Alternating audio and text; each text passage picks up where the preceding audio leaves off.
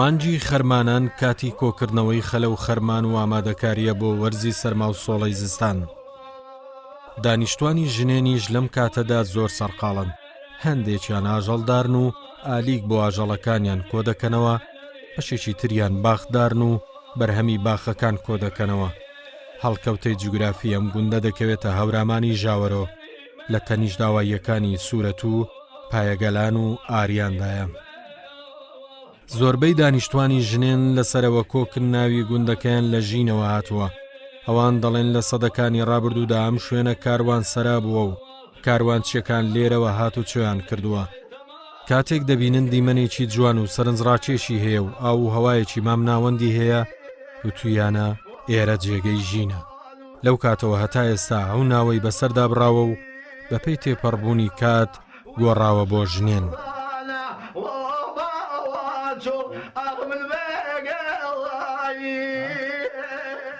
وەختێنە ئی وڵاتە شێوێ عەشایرنشین بین.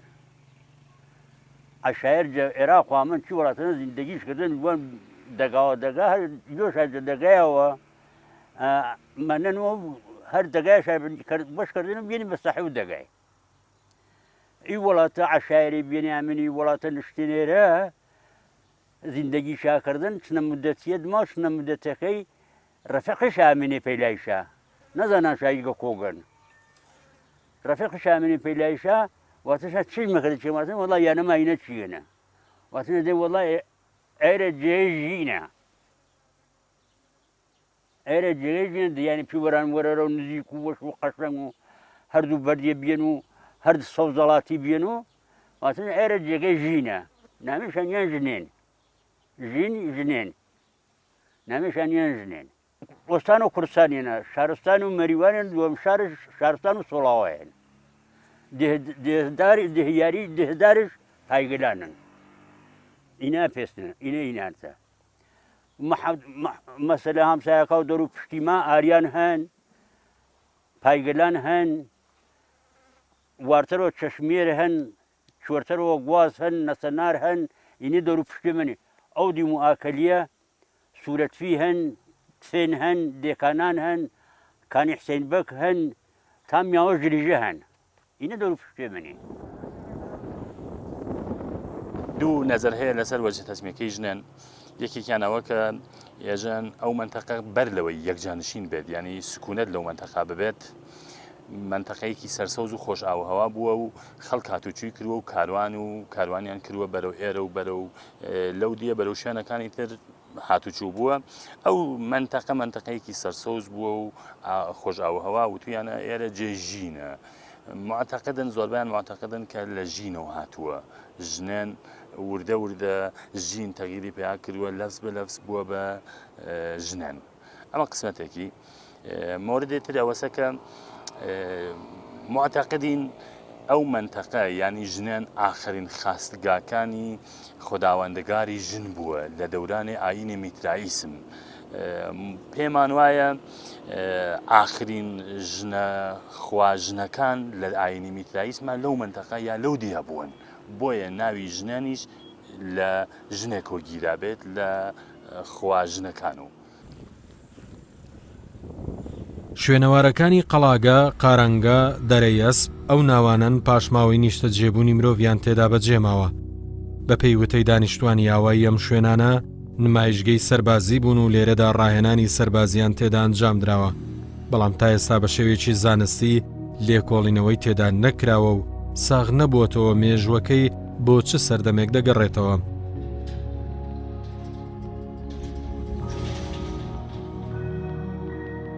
تایفە بە تایفەن تایفە بێن جە هەولێر و عێراقی وامێنێ تایفە بێن جە تەرەف و کۆی وامێنێ هەنێ جە چۆڕنە وامێنێ هەنێ جە مەریوان وامێنێ هەر دەستێشاینەوە یاگێنێ یانێ فەرماوی ئینە دەگایە بین یەکسەر بارشکرد ئامێنە ئی دەگای ئانەشە نییە چەنە وەلی ئونی وەڵێنە ئامێنێ ئانی ماوا شاکردێنەوە یانە شاکردن هەرورە خەڵگا من نیشتن دۆرشە چیر و بار و زڵمی نەبیێن زڵم و ئەربابی و ئاغا و نۆکەری نەبیێن ئەوڵە تا دیاگە من فکرم بێەوە ئی وڵاتەینەوە حاجی ئەربابی بێن حاجی ئەرباب خەڵک دەور و شوێشێن شوێشێن دەگاکە و لاژنامێش چێنە دەگاکی شوێشەی تێشتێژی خەڵکو دەور و تێشتێژی بێن ئەو وەختا ورەتەنش و حاجی ئەرباب شار و سنێن نەستەنش و حاجی ئەرباب ورەتەنش قسمەت شکردن یەری دانیێش شێخ عوسمان شیعلادین و بیارێ هەستن یەری دانیێش خێڵ و وەکێڵە سلتانی جەخورتانە خیابان و وەکێڵیە ئانانە هەستن ئی دەگای ئایشا بێنی ئەربابش جا ئای ئەربابێ بێنی ئامێنی پێی وڵاتە هەر ساڵی پیاە شاکی هەستن پەیباری قەڵای وێشە بە زڵم و زۆر خەڵکە فۆتنان بەپێی جغرافیای ئێران یا تەقسیماتی جغرافیایی ئێران پێژن سەر بە شارستانی سەوڵاوە و منتەقەی ژاوەرۆ جا بازم ژاوەرۆکان چکۆلە کراونەتەوە ژاوەروی شەرقی و ژاوەروی غەربی یا ژاوەروی سنە سەر بە ژاوەروی سەوڵاواس مابینی دێی ئاریان پایگەلان لەولاوە بەرەو دێکانان سوورەت و لە مابینی شی و دۆڵێکایە کە ئەم مەجموعە دیەکان نزیکترین دیەکان پێ و ئاریان و پایگەلان بەڵام بە زەوی بێت مەجموعە دیهایەکی زۆرن بۆ نمونە سوورەت و کە زۆر دوورە بەڵام ڕەبتی هەیە پێ و دێکانان کە زۆر دوورە لە ژنە هەر ڕەبتی هەست پێ و ئەوەی کە بیستمانە و نیشانەکانیشی هەیە لە دەوروبەری دەیژنێنە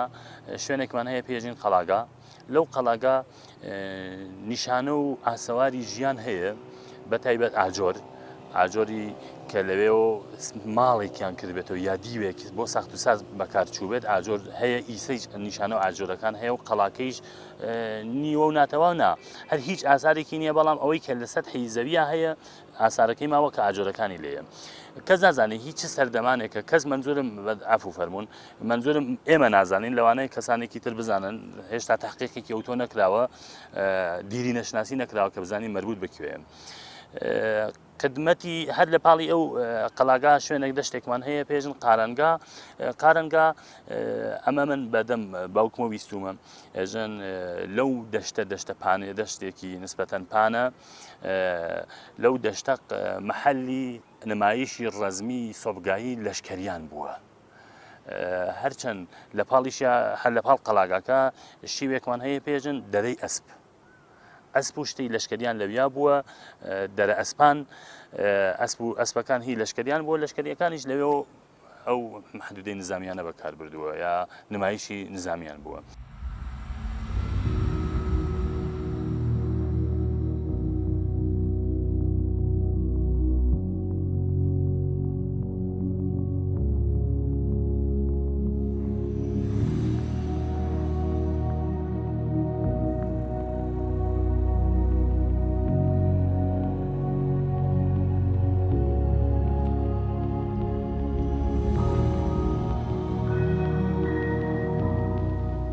شێخ اسماعیل یەکێک بۆ لە پیاوچاکانی هەورامان لە ماوەی ژیانیدا چەند گوندێکی هەورامان گەڕاوە و خوداپەرستی تێدا کردووە. دوجار لە ئاوایی ژنێن گیرساوەتەوە و تەمەنی لێرە بەسەر بردووە. دانیشتوانی ئێرە زۆر ڕێزیان لێگرتووە. لە دوای مردنیشی لە تەنیش داواییەوە گومبەزێکی تایبەتیان بۆ دروست کردووە و پاراستویانە. بەپێی بیر و باوەڕی دانیشتوانی ئەم گوندە شێخ اسماعیل چارەسەری نەخۆشیە دەرونیەکان دەکات بۆیە بەردەوام خەڵکی سەردانی دەکەن و نزا و پاڕانەوەی لەسەر ئەنجام دەدەن.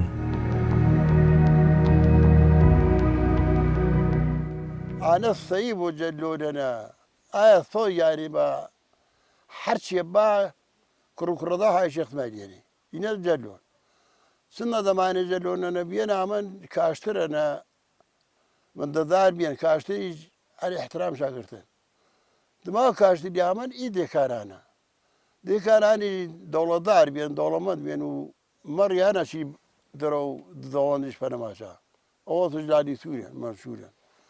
پێی نمونەی لوێ شەد لوەکەش ئادەمانە بڕیان پێی مەیەکاش و ئیسە حرکت بن و ئالوێ بڕۆ پێی نمونەی سو حابڕ نیمەڕوب لە گەنان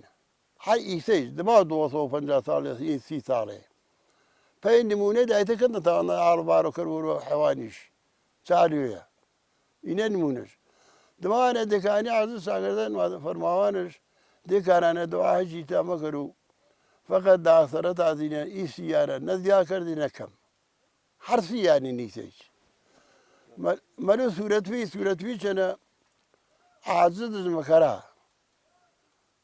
سوورەتوی عاجز مەکەرا جیا ماجۆ بە سوورەتویە وەڵای سوورەتویە دعایتانە مەکەر و فقط دعای نێتانە مەکەر و داسەرە تازینە سەمرە و ئیزەمی ناتانە نوەردەینە یۆ و ئاشویشتا چەنە نەڕیۆ بە دەگا سوورەتوی نەچۆ دیمویکویوە دەماوانێ من دەزار بە جیامادم ئەی وەران وەر و دەگا ئێمە چام لەگا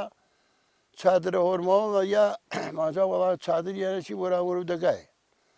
دوی نەفەرمەکیانە چی سەیەن و داڕش بەرنی و ژەن و داڕۆن و من فەرماوە سەی پچی نمەی دەگا من فەرماوە وەڵا من دا ئیجازەم نەو نمەحیش دەگایە من فەرماوە ئا زەمانە مالک شامەوە مالکی قەدیم هەردوو مالکەکەی مەگەرا ماژۆ سەیەن و داڕش بەرێنی ژەن و داڕش وادندا ئیجازەم نا مە دەگاوە ژنینی مالکەکە عەنە دڵ داغمەوتی یەکەوە زەمینی هەنێکی وەرە پاڵ و دەگایەوە ئیتە بیمارەتانن مستەقیم هاتووی زەمینە پێ مڵکوتۆ وەردێرش پێ بەگێرا یانی کۆ گەری کردێنەوە یانی یانە مەڵا سەعادی نوێشایسە هەنێشا چا یانە مەکەراوە پێش و یانی شەنی و چنە زەمانێکی گەنە بیەن پێی نمونە ئیسە حەد نۆشینیە بارا ئیسەر و مەرقەیە بووسۆ شێتیە بارا بووسۆ فەقە وەرمەش پەرە گنەوە ئاژەنیشە بیداتەوێت چنە زەمانێ داڕۆژ نەویە بۆ 10 ساڵێ 5 ساڵێن قدرەت و ئاخوایەوە وەرمەش پەرەکە ساڵەشانە گەڵان دوایەوە مەنتەقەویش داڕۆژ بێن یا لە لوێە بشکەکێنە پارچەی هەنێ تە سەرپۆشی مەوینی وێشا پێشا و مەوەراشۆ هەر چێش گنۆنە دا حەکایەت مرۆچیش گنۆنە دەندواڵەش گنۆنە خاکش گنۆنە هەر چێش گنۆنە مەشیە و ئازایفی بوەرۆژ دماوانێ وا قدرەت و ئاخوای ساڵەشان وەگەری ئازایفی ئەم دووبارە داڕۆژمەوە ئینە نمونە و ئارێشە شێتی چاوەردەن هەر خود و کامیارانی ئیتەچە مەنە نیمساڵدا پێ نمونە 2 ساڵێ دوێک دیامەن دوێشێ چاوتەن وەختی ئاوردەنشا بە باڵێشا بینان دەرەخەت نامێنێ وەرش بە ئاش و برایش و کەت و کارشگە دامێنێ شێخ بەوا دەنجدان فلانەکەت واتن بەڵێ واتەنش ئەو نەخۆشینە بە دەناوە باوە لەو ماڵە بخەفێ خواگیان خۆشی کاتەوە سوعا خۆشەوەی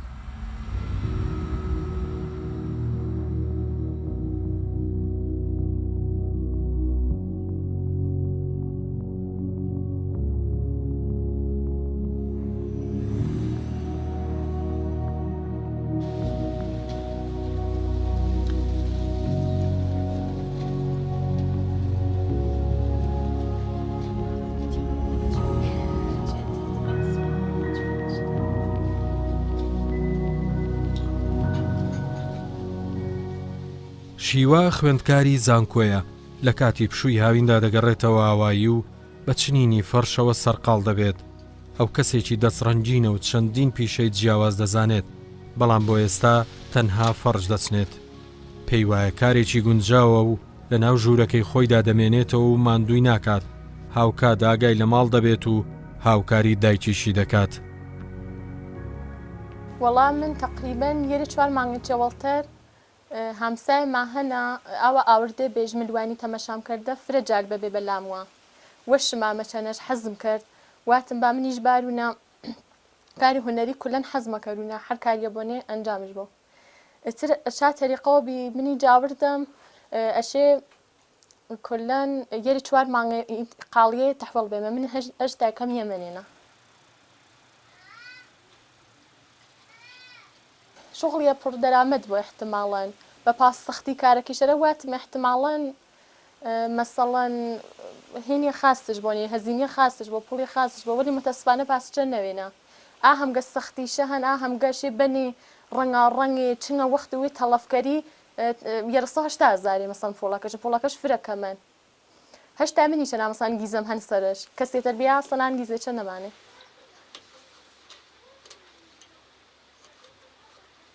پێی یەکدانە تابلۆ فەرشیچ چنگە دانی نەخ هۆریشمی چ هەن و ئانەخە عادیچە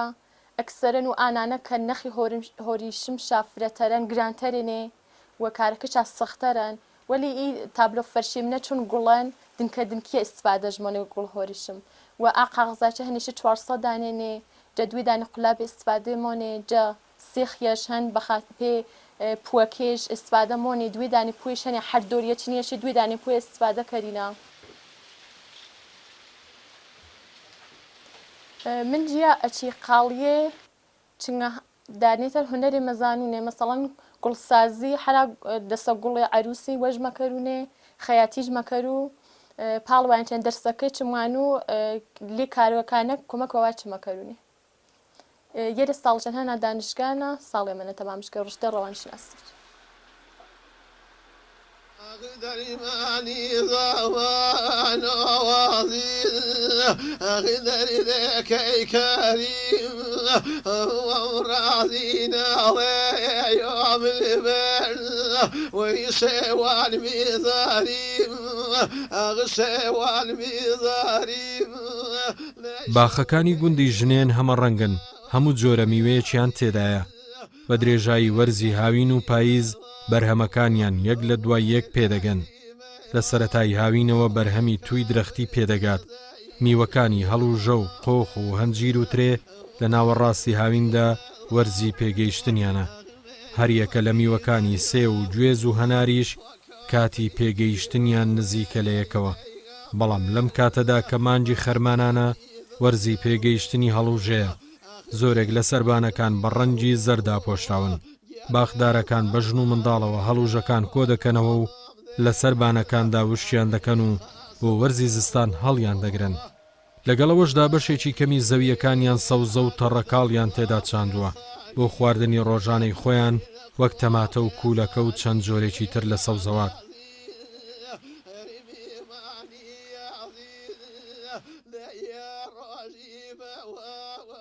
والله زمینە كلن زمین وشک بێ خاڵی حیچر نەبێ من ئێرس و تاتەی وەجیامەنەوێ پێم ئەمانی واتم با تەوەکل بەخوا با ئەوانش کەرمێەوە بزانمێ زمینە دەرامەدش بەشکەم بۆ نەرمێ دیڵمێ دووراوە دووری لاوەلا منتەقەکە وێ ماچکیە وەشتەر بۆ باشترن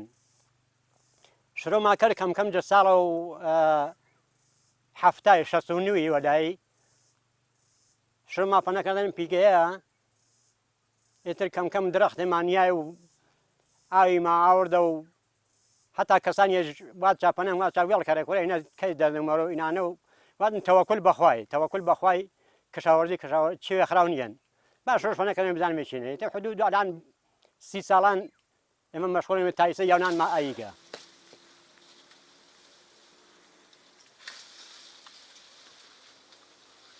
باخداری ژنینی کولن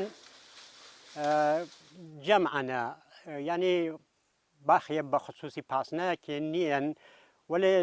جە کولەنە ئێمە هەنگووری ما فرێنە و هەنگورە سیاوێ و وەزی و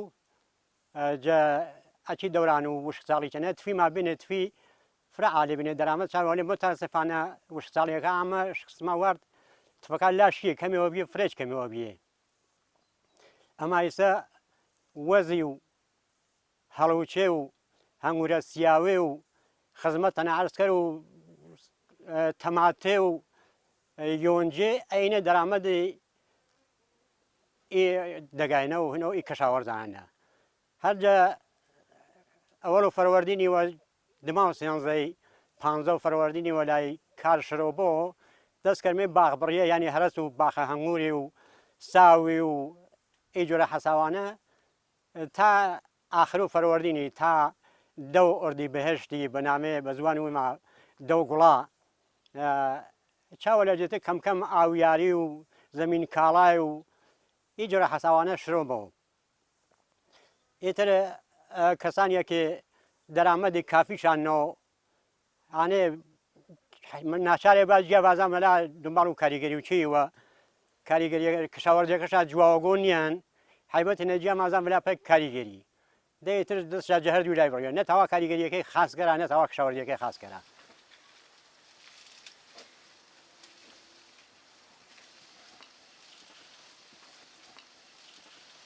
باغداری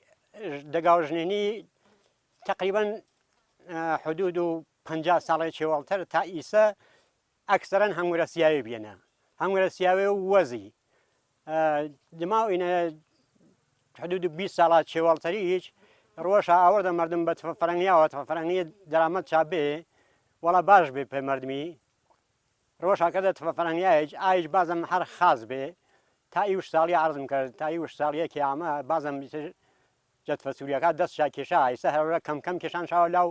گێڵاسی و ئالو بالوێ و ئەی جۆرە حەساوانێکی حاضر بۆ مەسەڵان پتا و دەرامەتش بۆ پێی مردمی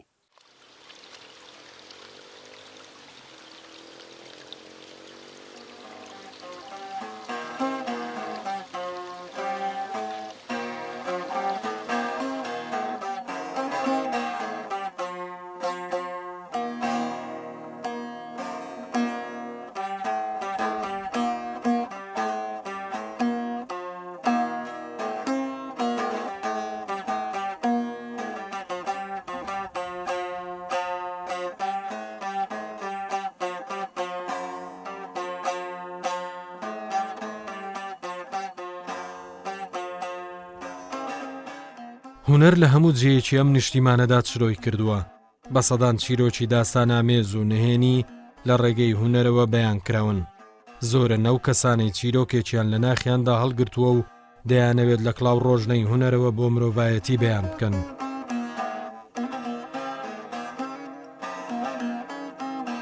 ئایدا خانمێکی ئاوایی ژنێنە هونەر سەراپای ژیانی داگیر کردووە توانیوێتی بوێرانە ڕێگەی هونەر بگرێتە بەر لە چەند چێڵگەیەکی هونەریدا خۆی تاقی کردوتەوە و تواناکانی خۆی دەرخستووە ناوبراو لە بواری وێنەکێشاندا ناسراویەکی باشی هەیە و لە پێشانگاکانی بواری وێنەکێشاندا بەشداری کارایی هەیە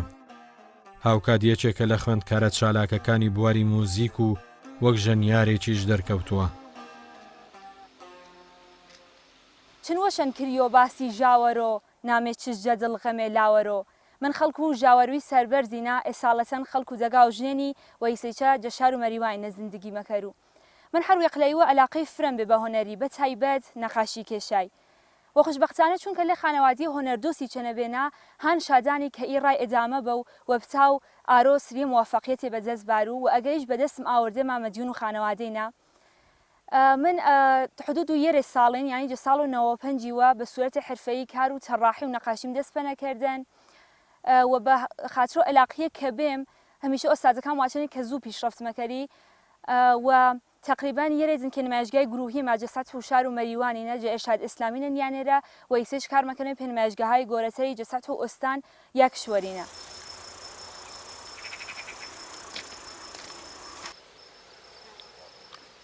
پاسە کە ژنۆتەنم و تاحقیقم کردن دەرمۆرە چووە 99% هۆنەرمەندامە گوشەگیرە بێنێ وشم یۆ چا کەسانە بێنە کە گوشەگیرە بێنە نەتاوێنە قسەی کرد و ئەسڵ لێ جەمعینە ڕوابط اجتماعی فرە ضعیف بێ چانی نەبێ کە تەڕاحی کێشای نەقاش کێشای کە ئستعدادی دەرونی بێ کۆمەکش کردانی کە حس و دەرونی بار و سەر و کاغەزی کۆمەکش کردانی کە ڕوابط اجتماعیم قویتر بۆ و ئاروج ئەگەر من هەنا لێ جەمعینە ئەگەر مەتاو قسەی کرد و تەک و دوێ نەفەران مدیون و هۆنەر و تەڕاحینە استعدادی تریشم هەن پێشکەشکاریە مجریگەری هەمیشە بەرنامەکە و مەدرسێنە من مجریە بێنە وەچاگەوە زانام کە قدرەت و گویندگی و مجریگەری یا پێشکەشکاریم هەن هەرپا بۆنەوە واچا کە یاگی پیشڕەفتی تەنە ئەوەڵین کارم جا ساڵ 1995 پیشنهاد شادا پەنەم کە بەرنامە و فۆلکلۆر و زرێواریان شرکت کرد و بە عنوان و پێشکەشکاری چاگە بکە قبولم کرد و کارەکە مورد ڕزایەت و چڵاندن کە جە ئۆستادا قەرارش گێت دمانەیە کە بەرنامەی لوێنا واچنی ئەشێ مێلۆدی یا زیرسازیت بۆ پێسایت کە چیر و ساکێت تەنە وزمێش و من هەمیشە حەزکەینە ئام مێلۆدی وێم انتخابش کرد و چانە بکە کۆتانی فکر و ئانەیە کە وێم پێچێ ئام مێلۆدی وێم ئەخترانە کرد و یانی پێچێ وێم خالق یا ئافرینەندۆ ئام مێلۆدیەنەوە هەرپا بۆنەوە حەزم کرد کە ژەنیارە بوو وێم ژەنیار و سازیە بوو کە بچاو لێ شعرواسەکەی منە یا دەکلەمەخانیەکەی منە استفادەش تەنەکرد و ئەچانەوە بێ کە زانام علاقەم هەن بە موسیقی و زانام کە دەردەمەوەرە پێم و جریگەریەکەی بەخاترۆ ئانەوە بێ کە موسیقیم انتخاب کرد.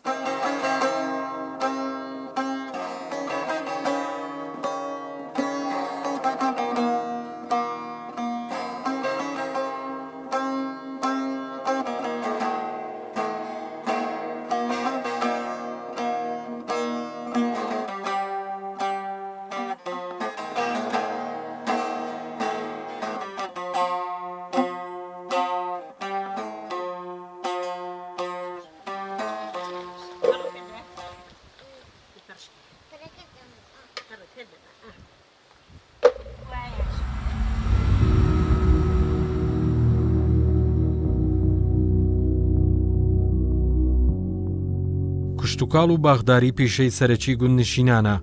هاوکات لەناو ئەم گوندنشینانەدا چەندین هونەرمەند و پیشەگەر و زانستخوازیان لە هەموو بوارەکاندا تێدا هەڵکەوتووە. گوندی ژنێنیش یەکێکە لەو گوندانەی پشتی شێری لەو مەیدانەدا بەرکەوتووە.